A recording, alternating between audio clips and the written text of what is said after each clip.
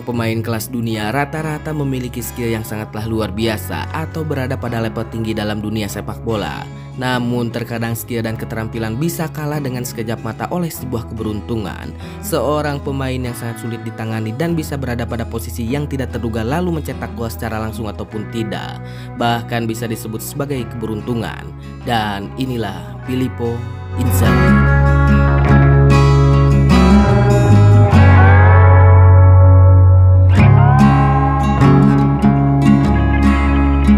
Piacenza 9 Agustus tahun 1973 di Italia, lahirlah seorang bocah bernama Filippo Inzaghi. Inzaghi kecil memang sudah sangat menyukai sepak bola. Minat tersebut memang sudah terbentuk ketika usianya sangatlah muda. Orang tua Inzaghi sudah melihat minatnya yang cukup besar terhadap sepak bola. Akhirnya Inzaghi dan saudara kecilnya masuk ke sebuah klub lokal di kotanya bernama San Nicola. Tetapi Inzaghi kecil tidak lama berada di klub tersebut dan pindah dikarenakan Inzaghi direkrut oleh klub lain bernama Piacenza di usia 12 tahun. Di klub barunya tersebut Inzaghi sudah memulai karir profesionalnya dan lebih fokus lagi dalam bermain. Klub Piacenza juga adalah klub yang membawa karir dari Inzaghi cepat berkembang. Di klub tersebut Inzaghi mulai masuk ke tim utama di usia 18 tahun karena memang bakatnya cukup baik dan layak masuk ke tim utama. Namun Piacenza masih berada di Serie B di Liga Italia. Memang di sini Inzaghi belum memiliki skill yang sangatlah luar biasa, tetapi memang cukup layak untuk masuk ke klub utama. Dirinya juga mengakui bahwa di masa tersebut tidak begitu baik, tetapi klub memberikan ruang meskipun tidak jarang duduk di bangku cadangan. Bahkan Inzaghi juga pernah dipinjamkan ke SC Lecce tahun 1991. Debutnya di SC Lecce cukup baik dengan diberikan 13 gol dari 21 pertandingan. Memang tidak sehebat yang lain, namun hal tersebut adalah usahanya yang begitu keras.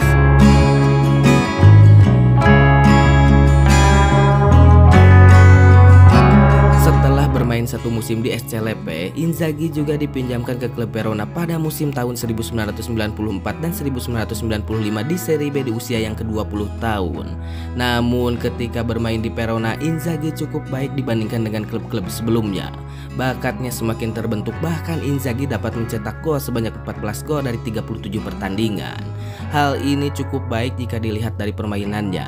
Kontribusinya pun dalam dunia sepak bola sangatlah menarik dan cukup berkembang. Atas kerja kerasnya di masa tersebut atau lebih tepatnya tahun 1994, Inzaghi terpilih menjadi salah satu pemain yang akan mewakili Italia bermain di Piala Eropa di usia 21 tahun. Dan dalam kompetisi tersebut Inzaghi dapat meraih juara bersama rekan-rekannya. Hal ini semakin membuat namanya membaik sebagai pemain dan dipercayai banyak orang. Di masa tersebut Piacenza meyakini bahwa Inzaghi layak bermain di klub tersebut dan menjadi striker tengah. Akhirnya Inzaghi menjadi salah satu pemain inti bagi Piacenza. Inzaghi dapat bermain sangat baik dan semakin terdengar di Serie A atau liga utama dari Italia.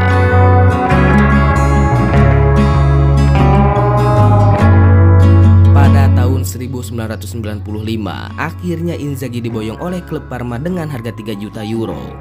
Bukan tanpa alasan, Parma cukup yakin bahwa potensi Inzaghi cukup baik untuk Parma. Namun memang Serie A tidak semudah itu Ferguson untuk ditaklukkan bagi seorang pemain muda. Inzaghi bermain 22 pertandingan namun hanya mencetak 4 gol saja.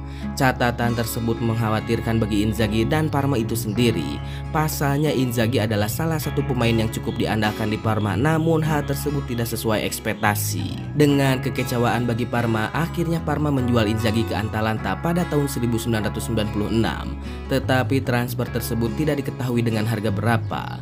Namun di sini siapa sangka jati diri Inzaghi semakin keluar dan bermain luar biasa di Atalanta. Sang pelatih yakin bahwa Inzaghi sebenarnya adalah pemain yang cukup bagus, hanya saja posisi dan strateginya kurang pas.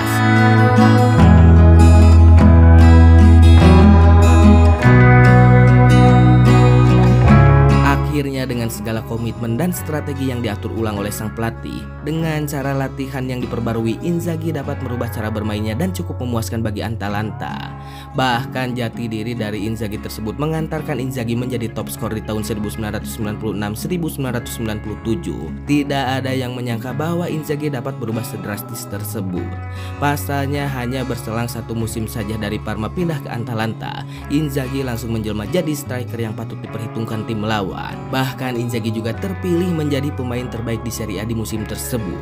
Sebuah prestasi yang sangatlah luar biasa untuk Inzaghi, begitupun kerjasamanya dengan rekan-rekan satu timnya.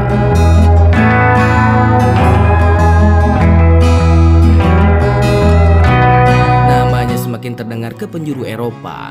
Di masa tersebut, klub besar Juventus sangatlah tertarik ingin mendapatkan Inzaghi dan ingin merekrutnya.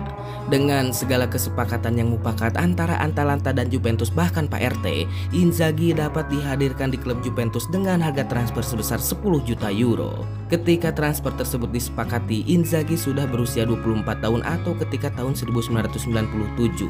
Di Juventus, Inzaghi sangatlah nyaman. Selain karena suasana, para rekannya sangatlah luar biasa di masa tersebut seperti Zinedine Zidane. Di musim pertama, Inzaghi cukup luar biasa karena dapat mencetak 27 gol dari 46 pertandingan, dan 18 golnya diantaranya adalah yang mengantarkan Juventus memenangkan kompetisi. Selain karena memang Inzaghi ini cukup baik dalam bermain, Inzaghi juga dibantu oleh rekan-rekan terutama Del Piero. Kombo duet dangdut mau tersebut menjadi kombo paling terkenal di masa tersebut, bahkan hingga sekarang antara Inzaghi dan Del Piero. Namun kombo tersebut di tahun 2000-an mulai pecah. Del Piero memiliki pendapat bahwa gol-gol yang dibuat Inzaghi hanya sebagai ujung tombak saja, tetapi yang berusaha kerja kerasnya adalah Del Piero. Ucapan tersebut membuat Inzaghi nyeri hati atau sakit hati, cukup terpukul karena tidak menyangka bahwa rekannya tersebut berbicara demikian. Akhirnya dengan perseteruan tersebut, keretakan terjadi dan rasa sakit yang tidak nyaman antara Inzaghi bersama Del Piero, bahkan Juventus itu sendiri. Di masa tersebut, sebelum kontraknya bersama Juventus, ada tawaran dari klub lain yaitu AC Milan terhadapnya. Hal ini menjadi sebuah peluang emas bagi Inzaghi itu sendiri. Akhirnya dengan kesepakatan yang mufakat antara AC Milan, Juventus dan Pak RT, Inzaghi resmi diboyong oleh AC Milan. Selain itu, tawaran AC Milan juga cukup besar. Inzaghi diboyong dengan harga transfer sebesar 36 juta euro di tahun 2001 di usianya yang ke-28 tahun. Namun di sini Inzaghi cukup kecewa dengan AC Milan. Meskipun transfernya besar, tetapi gajinya cukup kecil dibandingkan dengan Juventus. Aduh, apa daya, karena beras di rumah harus tetap ada dan dapur harus tetap ngebul, maka Inzaghi harus menerimanya. Ketika berada di AC Milan, Inzaghi semakin melengkapi para pemain kelas dunia di klub tersebut seperti Gattuso, Paolo Maldini, Pirlo, Shevchenko, dan Rui Costa. Edan kan? Skuad AC Milan menjadi salah satu skuad terbaik di masa tersebut. Tugas Inzaghi adalah sebagai finisher. Dikarenakan beberapa pemain kelas dunia bersamanya, maka Inzaghi akan cukup yakin bahwa dirinya bisa banyak mencetak gol dari asis para bintang tersebut.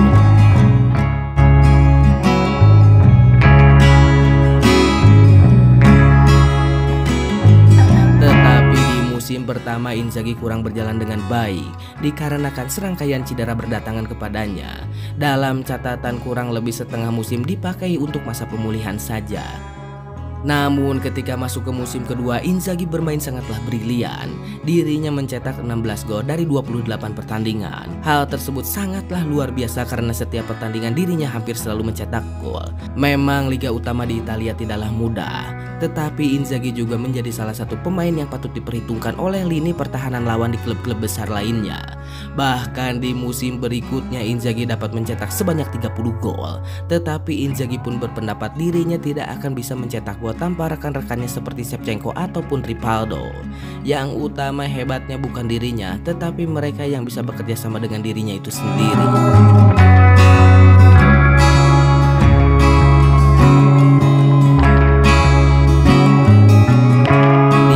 Tersebut Inzaghi dapat memenangkan Liga Champions dan Coppa Italia bersama AC Milan atau rekan-rekannya.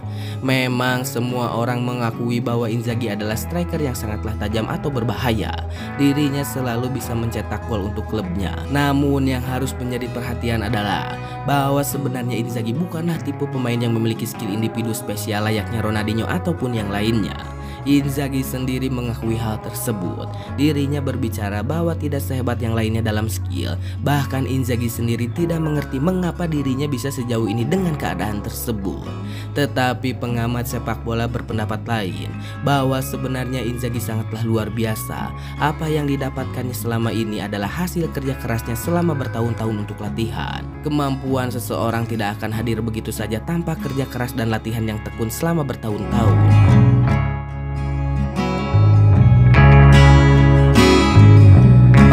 sepak bola berpendapat bahwa sebenarnya hal yang dialami Inzaghi adalah memang skillnya tidak sespesial rekan-rekan atau para pemain lainnya. Tetapi hal yang tidak dimiliki pemain lain dari Inzaghi adalah bahwa Inzaghi tipe pemain yang bisa menempatkan posisi atau peluang di lapangan. Hal tersebut terdengar sangatlah remeh, tetapi dalam sebuah pertandingan, siapa orang yang dapat mencari peluang kosong atau kesempatan, maka orang tersebut kemungkinan dapat memenangkan pertandingan. Kelebihan Inzaghi dapat berada pada posisi peluang mencetak gol dengan baik. Tendangan pelan tanpa tenaga, jika berada pada posisi yang tepat maka gol akan tercipta. Selain itu, Inzaghi juga adalah finisher yang dapat memahami arah bola yang diberikan rekan-rekannya. Seakan-akan Inzaghi sudah paham arah bola yang diberikan meskipun tidak terduga arahnya. Tetapi Inzaghi berada pada posisi yang tidak terduga tersebut. Mau bagaimanapun pertandingan tetaplah pertandingan. Siapa yang mencetak gol maka klubnya lah yang akan menang. Memang ada banyak gol yang tercipta secara kebetulan karena terkena Inzaghi dan resmi gol tersebut dicetak oleh Inzaghi padahal hanya menyerempet saja. Tetapi hal tersebut membuat arah pergerakan bola semakin tidak terbaca oleh pihak lawan. Hal ini yang menjadi kelebihan dari Inzaghi meskipun dirinya secara tidak sadar melakukan hal tersebut. Mau bagaimanapun seakan-akan bola ingin menyentuhnya dan ingin masuk ke gawang melalui kaki, kepala atau bagian tubuh lainnya dari Inzaghi. Maka yang jadi perhatian dari pemain tersebut bukanlah skill individunya, melainkan sebuah penempatan posisi yang tidak terduga yang dapat berpotensi menjebol gawang lawan. Tetapi yang cukup menarik, Inzaghi juga dijuluki pemain yang sering sekali berada pada posisi offside. Bukan tanpa alasan, Inzaghi sendiri sering sekali berjalan dibandingkan berlari dan menunggu kesempatan dari pertahanan lawan. Ada salahnya karena memang tugasnya sebagai finisher. Di balik jalan kakinya ada strategi mencari celah dari pertahanan lawan, menunggu kesempatan meskipun hanya 1 detik saja. Meskipun dirinya sering sekali terkena jebakan offside lawan, namun jika lolos hal tersebut sangatlah berbahaya dan berpotensi mencetak gol. Inilah mengapa alasan Inzaghi adalah pemain yang sering sekali offside. Tidak jarang pemain ini juga mencetak gol dengan cara-cara yang sangatlah luar biasa dan aneh. Sebenarnya jika kita perhatikan, gol-golnya layaknya anak-anak bermain sepak bola. Tendangannya biasa saja, headingnya biasa saja, sambil terjatuh dan sebagainya layaknya anak-anak di pekarangan rumah. Namun jika hal tersebut dapat mencetak gol maka bukan hal yang patut untuk diremehkan dan harus dipertimbangkan atau diwaspadai dalam setiap pertandingan.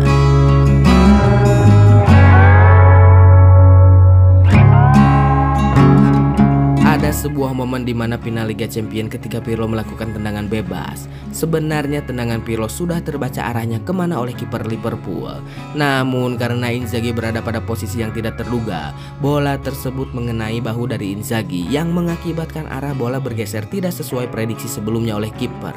Hal tersebut membuat gol yang sangatlah terkenal hingga sekarang.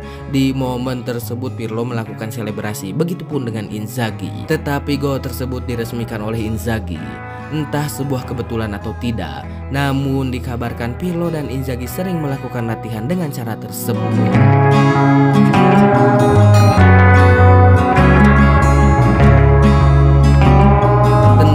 Inzaghi boleh disebut kentang dan tidak bertenaga ataupun spektakuler seperti Ronaldo, tetapi dari tendangan biasa saja tersebut gol tercipta. Ini sangatlah aneh, tetapi hal tersebut memang terjadi dalam sejarah AC Milan. Inzaghi bermain di tahun 2001 hingga tahun 2012 dan Inzaghi telah mencetak sebanyak 126 gol dari 300 pertandingan di usianya yang ke-39 tahun. Beragam trofi dan penghargaan bergengsi kelas dunia masuk dalam lemari koleksi miliknya. Pada tahun 2012 di usia yang ke-39 tahun akhirnya sang finisher AC Milan memutuskan untuk pensiun. Inzaghi juga berperan penting membawa Italia menjuarai Piala Dunia di tahun 2006. Memang setiap manusia memiliki keunikannya masing-masing dan berbeda satu sama lain. Dan memang Inzaghi tidak memiliki skill, dribble, bahkan kecepatan layaknya Ronaldo Nazario ataupun Ronaldinho. Tetapi sejarah mencatat bahwa salah satu pemain terbaik dari AC Milan adalah Filippo Inzaghi. Terima kasih.